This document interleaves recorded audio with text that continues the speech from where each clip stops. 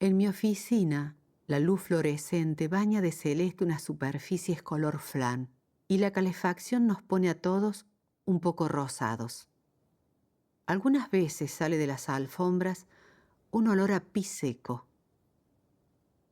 Hoy volvió Carmen de sus vacaciones. Carmen tiene una mirada de perro viejo, con las cejas raleadas y el pelo pajizo, unas prendas estiradas, y los zapatos de taco le dejan ver tras la media de nylon los talones callosos. Tiene los gestos del fumador, aunque ahora está prohibido fumar en la oficina. Cuando empecé a trabajar ahí, aún no había salido la ordenanza. Carmen prendía un cigarrillo y lo dejaba consumir como un sahumerio en su escritorio. Hacía esto 5 o 6 veces al día. Los muebles muestran un futurismo envejecido, una simplicidad de líneas que ya se ha desvencijado y un volumen de papeles que amenaza con romper el dique de fórmica de unas décadas atrás. Las únicas ventanas dan una pared de mosaicos negros. El paisaje nos hace olvidar que estamos en un teatro, que formamos parte de un área de gobierno llamado cultura. Por la mañana el aire es nuevo y fresco, y el lugar es más nítido, tal vez porque viene luz solar, aunque no se puede determinar de dónde. Tampoco se sabe cómo entra el aire. Hay un movimiento sereno de pausas regulares. Hacia el mediodía el conjunto se empieza a agitar, cuando llegan los jefes y le inyectan una dosis inaugural de histeria al ambiente. Hacia las 3 de la tarde, la oficina parece un jardín de infantes, lleno de gente, de ruido y de caprichos varios. Algunos días llegamos a coincidir las 5 personas que compartimos un mismo escritorio y hacemos gala de una creciente habilidad para la acrobacia. Durante la tarde se oye el sonido crepitante de los handys y las impresoras, y las 4 o 5 campanillas del teléfono que son como notas en el aire, amarillas, frías, chillonas. La radio también tiñe de colores según el programa: azul, marrón, verde. Hacia las 5 se comienza a despoblar el espacio y llega la hora de la conspiración. Las secretarias desovillan sus quejas y teorías en un tono impostado de interés por el prójimo. Después de las 7 crece un silencio balsámico y se da cierta reconciliación espontánea con el lugar hasta que uno reconoce la catarata de ruido que nos atropelló durante horas. Gustavo cantaba en Los Arroyeños, un grupo de folclore.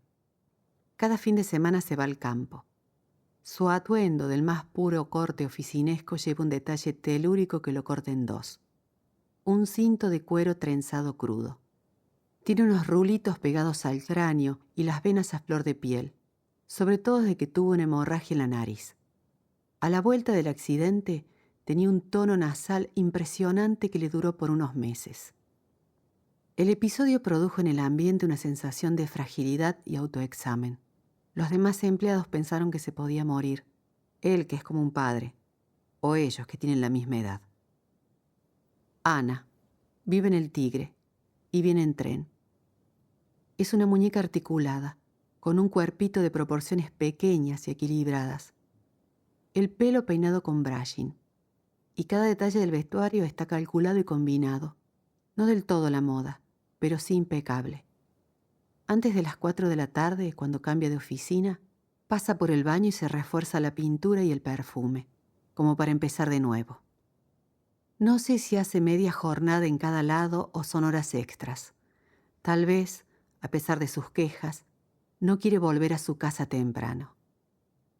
Tiene 2 hijas, que en sus relatos suenan bastante tiranas, y un marido casi ausente desde que se les murió un hijo. Ella lo mandó a podar unas ramas del patio, y él cortó un cable con la tijera y se electrocutó.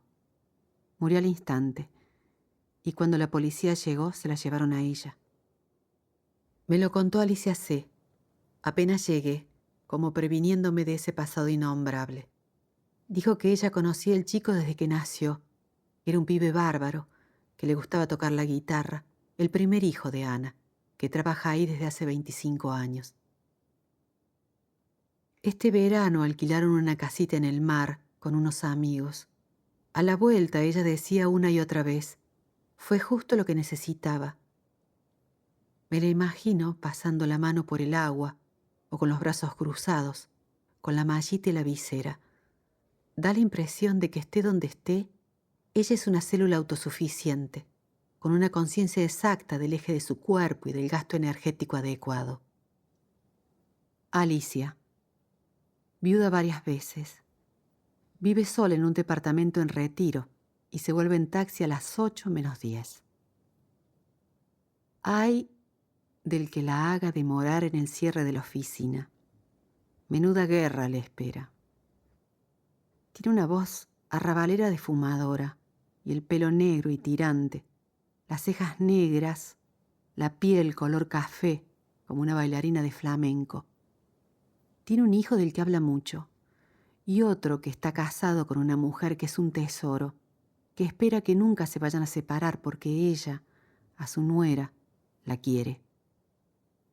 Dicen que hace unos años que se está volviendo loca y trata mal a la gente que llama por teléfono y trata mal a los jefes, pero por alguna razón le tienen paciencia y tal vez sea porque a veces ella tiene unos gestos de ternura que descolocan. Carmen. Quedó huérfana como a los 50 y desde entonces no se puede recuperar. Vivía con sus padres en un departamento en Belgrano y ahora vive sola. Durante un año no pudo pasar por la calle Córdoba, donde habían sido los velatorios. Además, los aniversarios de esas muertes que ocurrieron hace varios años aún provocan que ella, como nunca, falte al trabajo. Tiene una sobrina que es como una hija, y ella disfruta y sufre las cosas que le pasan a la chica. Antes del verano estuvo 2 meses investigando por internet sobre las sierras, hasta que se fue de vacaciones a Villa General Belgrano. Dice que es el lugar más maravilloso que conoció. Me dice que tengo suerte de ser cordobesa. La última vez que volví de Córdoba, sentí la diferencia en el aire enseguida. La humedad me entró por la nariz directa al cerebro. Me bajé en Retiro, tenía que esperar a alguien y deambulé por la terminal. Me crucé de manera casi rítmica con una persona que me había llamado la atención en el colectivo. Un hombre alto, rubio, con cara de gringo piamontés, de esos que abundan en la llanura pampeana. Lo vi cuando fui a pedir que bajaran el volumen de la película. El brillo de la TV se reflejaba en sus ojos abiertos. Me miró fijo y me pareció atractivo. Al rato, cuando fui al baño, noté el cartoncito blanco del cuello de cura. Después lo vi tomando un café con leche en uno de los bares de la estación, mirando una vidriera de relojes, caminando y yéndose con un bolsito pequeño. Me quedé pensando a dónde iría y si tenía un lugar lindo al que volver, en qué barrio, si lo esperaba un hogar, una cocina, gente, orden o desorden, plantas, animales, o un lugar vacío, patio o balcón. Al salir de la terminal vi una portada de una revista de crímenes, recibiendo al viajero aturdido, en colores baratos. A veces es una mujer joven mutilada, otras veces un hombre con los ojos abiertos o una pareja en ocres y rojos. Los títulos suelen decir algo así como «La mató por veleidosa». Los ojos de ella se ven opacos, planos, y alguna parte de su rostro avanza sobre ellos de manera tal que el conjunto queda desbalanceado. Se ve un diente más de la cuenta y a veces hay un corpiño que no cubre bien o una pollera que se levanta demasiado o la sangre seca en una camisa se mezcla con las flores del estampado. El paisaje superpone, como si fuera una escenografía recortada en el mismo papel de las revistas policiales, la arquitectura francesa de la zona, de techos con tejas como escamas azules, con las tiendas precarias y los puestos de comida y de baratijas, la torre de los ingleses y las torres de chipá, la mugre del piso, las garitas de vencijada de los colectivos, los edificios de vidrio color caramelo, como el río. Esperé el 150 y llegué a casa, rehaciendo ese camino por la arquitectura francesa, inglesa, italiana, militar, menemista. En pocos segundos hilé el recorrido que el día iba a tener. Pasé la mañana ordenando ropa y cosas y con ganas de llorar. Al mediodía comí viendo una miniserie y después me bañé. Me sequé el pelo, rogué que nadie se diera cuenta del corte que me hice. No solo no me gustan los cambios que llaman la atención, tampoco me gusta este peinado. Volví a dudar entre si ponerme un jean o un pantalón formal. En esos preparativos suele haber varias presencias opinando sobre mi vestimenta, como si se sentaran en mi cama mientras me cambio. Está el director que me dice, «Qué bien, hoy se vistió de señorita». O está Alicia diciendo, «Se nota que hace gimnasia ahora, los pantalones te quedan mejor, porque no es por nada, pero antes parecías una mujer mayor». Y mi jefe, «Esos pantalones ridículos que te pones». Ana me dijo un día, «Pero qué rojo, te queda bien la boca pintada». Y al respecto del maquillaje, Fernando, el chico joven de la oficina, me dijo, «Ese make-up, qué bárbaro». Y yo no supe qué decir, porque ese día me había tenido que pintar como una puerta para disimular la hinchazón de ojos de tanto llorar. O sea que a mi pesar, ya tengo una colección de datos sobre mi aspecto físico. Y en esa lista el momento más intenso fue cuando me corté el pelo largo y de repente. Hasta las personas con quienes casi nunca hablo me hicieron algún comentario. En general coincidían en que era una mejora. Me sorprendió la efusividad de los comentarios. Ayer, en cambio, casi nadie me dijo nada, excepto Oscar, que se dio cuenta y me preguntó en un pasillo. Oscar tiene unos 50 o 55 años. Trabaja en la oficina de arte, en diagonal a la nuestra, y cuando la puerta está entreabierta se ven unos colores fucsias y rojos por los afiches de la pared y por la lámpara de mesa que tiene. A veces me dan ganas de entrar, pero no tengo ninguna excusa.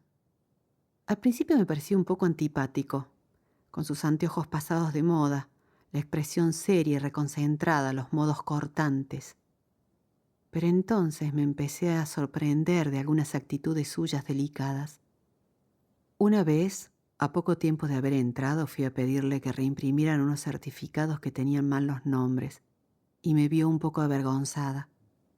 Entonces me dijo que no tenía que pedir disculpas, que yo había hecho bien las cosas. E insistió en la idea con bastante firmeza, incluso en otras ocasiones. Lo tomé casi como un consejo para moverme por los pasillos. No pedir disculpas. Los miércoles me toca ir a abrir un curso de movimiento a las 10 de la mañana. Esto consiste en llevar la lista de alumnos a supervisión para que los dejen pasar y sacar el equipo de música del despacho del director para instalarlo en la sala de ensayo. Ando por los pasillos con el grabador enorme. Algún día lo voy a llevar prendido sobre un hombro y me voy a cantar un rap. Esos días son los que me permiten espiar la rutina de la mañana y ver la oficina en su otro estado, que me gusta más. En general los espacios del edificio tienen un aspecto vital a esa hora, que durante el día se va viciando. Por las escaleras andan los bailarines en sus joggings y chancletitas, que en ellos se ven sofisticados y graciosos. Van apurados y se ríen, y nunca deja de asombrarme que ellos y yo seamos humanos de la misma especie. Cuando abro la puerta de la sala me golpea un olor rancio, como a caucho, y el aire es tibio porque la calefacción estuvo funcionando sin parar durante la noche. Corro las cortinas, tiesas de hollín, y abro las ventanas. Entra un aire frío y celeste, como el pedazo de cielo que se ve contra los recortes de cemento. Espero a la profesora en el pasillo y miro de cerca los mosaicos que cubren las paredes en un arco que va de gris verdoso pasando por el verde agua al celeste pálido. Hay uno flojo y me da la tentación de llevarme un souvenir. Y no sé por qué me acuerdo del muro de Berlín, que lo vendieron así, por pedacitos. Y cierto que desde lejos este conjunto es de un gris soviético. Llega la profesora. Balbucea una serie de demandas incoherentes. Como de costumbre, trato de irme rápido. Ella, me da la impresión, también piensa que no pertenecemos a la misma especie animal. El clima interior. En verano se libra una batalla constante por el control remoto del aire acondicionado y en invierno por la calefacción. Hay dos bandos, los friolentos y los calurosos. Hay técnicas de ataque y contraataque. Gente que espera que se vaya la telefonista para subir o bajar un par de grados y gente que luego esconde el aparato. Por supuesto, hay que tomar partido o fingirse atérmico, cosa que requiere una aguda elección de la vestimenta. El clima exterior. Osvaldo, el ordenanza que hace de todo un poco y va y viene sin descanso, encargado de la cocina, del café, de hacer mandados a lugares varios del edificio, tiene dos grandes obsesiones, que son la lluvia y las manifestaciones. Pasa caminando apurado y deja caer la siguiente frase. Ya se larga, ya se viene el agua. O, ¿trajeron el paraguas? O, Belgrano ya está inundándose. Y si no, está todo cortado, vienen los piqueteros. Y repite esas frases hasta el cansancio. Y claro que desde donde estamos nunca se sabe si es cierto o no. Hay que salir de la oficina y caminar hasta una ventana que da corrientes para comprobar. Alimentos. La cocina es en realidad un pasillo al fondo donde hay placares, un guardarropa y una caja fuerte. Ahí está la cafetera de Osvaldo, una mesita y una silla, el microondas. Resulta que la heladera es pequeña y tiene adentro un repertorio estable. 3 o 4 botellas de agua de la canilla, una de Coca Light, yogures Diet y envases con comida. Por alguna razón que no conocemos suele salir de adentro un olor pestilente. Se teoriza que es porque de noche se corta la luz. Ana dice, a mí me da terror que se corte la cadena de frío, terror. Gustavo dice, no será para tanto, che. Carmen dice, no sé cómo hacen para comer un yogur que estuvo congelado y después se descongeló. Y así. Ahora se habla del tema porque van a traer una heladera más grande y no se sabe cómo harán para que entre en ese espacio. Pero hace falta. Una heladera más grande hace falta. Carmen en general no come. Cuenta que solo desayuna con mate y actimel y luego no ingiere nada hasta la cena. Y de hecho jamás acepta nada que se le convide ni sale para almorzar. Ella dice que en los primeros años ni siquiera se levantaba para ir al baño. Tal vez quedó embalsamada en esa época. Gustavo hace cada hora y media una ronda de oferta de pastillas en varios sabores: menta, naranja y refresco. Desde hace un tiempo pone los paquetes en una bandejita de plástico para papeles y la extiende diciendo, «¿Pastillas, niña?», haciendo vibrar la Y. «Pastillas, niña Carmen, niña Ana». Alicia se bebe gelatina de un frasco. Eso da asco. Y Ana es la única que lo ha confesado en voz alta. Pero supongo que nos da asco a todos.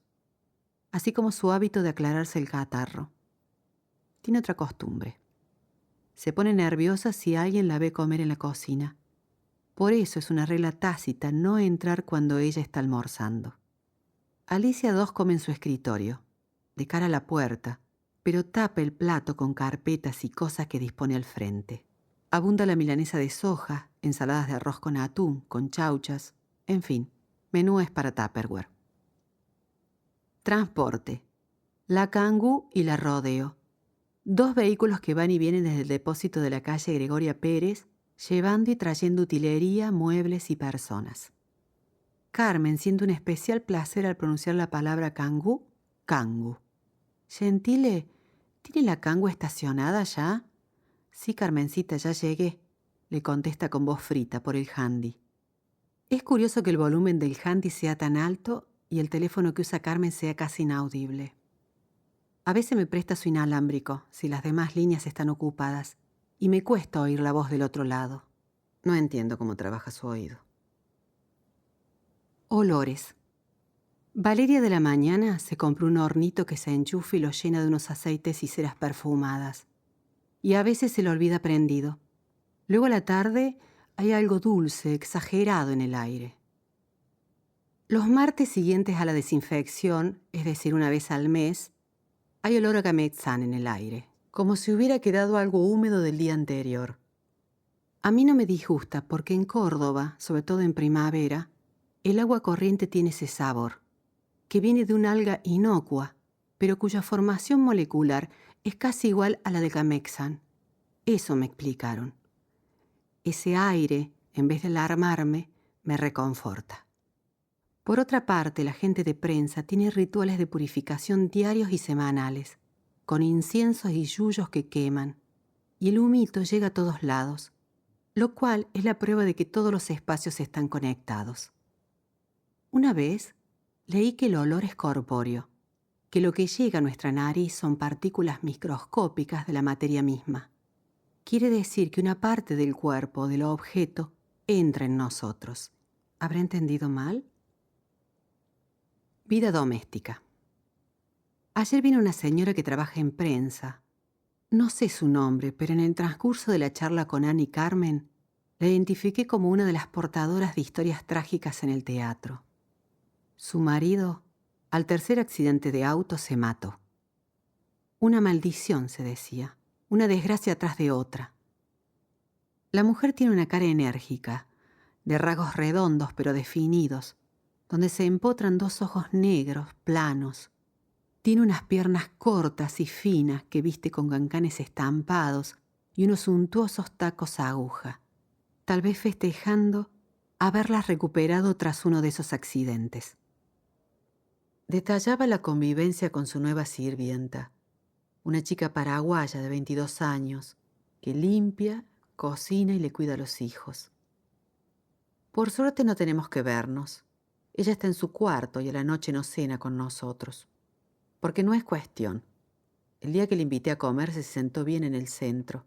Se nota que no es de familia donde le hayan enseñado este trabajo. Concluyó que de cualquier manera era bien dispuesta, que aprendió a cocinar lo que a ellos les gusta y hace tareas pesadas por propia iniciativa. La voz le brotaba tersa, entera, implacable, embarada por hilos de acero, levantaba muros por todos los costados. De espaldas a la conversación, el sonido de la charla terminó de conectar adentro mío las imágenes dispersas de los últimos días. Miré un par de veces con cara de madonina piadosa, con gravedad de cristiana doliente, pensando que tal vez se podía apelar a alguna iconografía de la caridad, si ya no entraba en juego una idea, ¿por qué no política? Hasta que recordé que nunca se me ha dado bien esto de la comunicación gestual.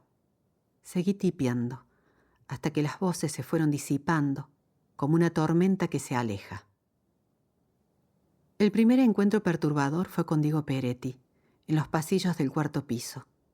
Hacía poco que trabajaba ahí y hacía poco que vivía en Buenos Aires, y me sentía desconcertada, agobiada por toneladas de información nueva de todo rango.